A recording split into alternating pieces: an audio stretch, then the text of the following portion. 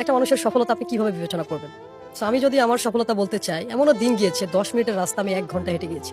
But now a day আমি আমার সফলতা যদি বিশ্লেষণ করি, আমি 10 ঘন্টার রাস্তা 1 ঘন্টায় যাই। That is the success of my life. So এই যে জার্নিটা শুরু হয়েছে, এটা শুরু হয়েছিল 2013 সালে। 13 সাল থেকে আমি ট্রেনিংয়ে আছি। বাট আমি যদি পড়ানোর কথা চিন্তা করি, এজ এ শিক্ষক আমি সবসময় নিজেকে এটা পরিচয় দিই। আমার দুইটা পরিচয়। নাম্বার 1, আমি একজন কৃষকের সন্তান, মানে কৃষক, খামারি বলি আমি নিজেকে। আমার নিজস্ব গরুর খামার, ছাগলের খামার এন্ড মুরগির খামার ছিল। সো সেইখান থেকে এন্ড মানুষের জন্য কাজ করতে আমি অলওয়েজ ভালোবাসি। আমি রোহিঙ্গা ক্যাম্পে 8.5 বছর সার্ভিস দিয়েছি। আমি ফুডে কাজ করেছি, নিউট্রিশনে কাজ করেছি, এডুকেশনে কাজ করেছি। রোহিঙ্গা ক্যাম্পে কোথায় ছিলেন? আমি উখিয়াতে ছিলাম। উখিয়াতে।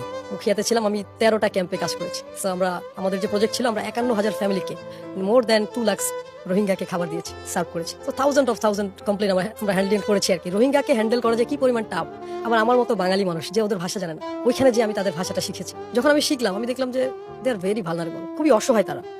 ডেফিনেটলি অসহায় আসলে। মানে একটা মানুষ দেখেন, তার সবকিছু হারিয়েছে, ঘর নেই, বাড়ি নেই, কিচ্ছু নেই।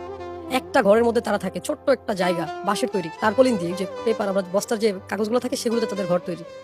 একটা ছোট্ট জায়গার মধ্যে এক ঘরে বাবা মা, আরেক ঘরে ছেলে তার বউ, আরেক ঘরে মেয়ে তার জামাই। How ridiculous! আপনি কয়দিন থাকতে পারবেন? বাট তারা বছরের পর বছর আছে। আচ্ছা, আপনারা যে খাবার দিতেন ওটা কি মানে কোয়ালিটিটা এনশিওর ছিল? হ্যাঁ, আমি তো মনিটরিং এর দায়িত্বে ছিলাম। So, আমরা অলওয়েজ কোয়ালিটি এনশিওর করতাম। এন্ড মজার বিষয়, তারা আমেরিকান স্টাইলে খাবার নিত। অর্থাৎ আপনি স্বপ্নতে যে কার্ড দিয়ে যেভাবে খাবার নিতে পারেন, তাদের কার্ডে ডাব্লিউপি প্রতি মাসে সার্টেন একটা অ্যামাউন্ট দিত। সো আমি যখন ছিলাম তখন এটা হচ্ছে যে $1013 ছিল। $1013 মানে 1013 মানে পার পার্টিসিপেন্ট আর পার পার্টিসিপেন্ট। সো ইয়েস, মানে 1013 লোড করা ছিল কার্ডের মধ্যে ব্যালেন্স। ওটা দিয়ে তারা ফুডগুলো আপনাদের কাছ থেকে নিত। হ্যাঁ, $1013 আমি বলে ফেলেছি, 1013 টাকা।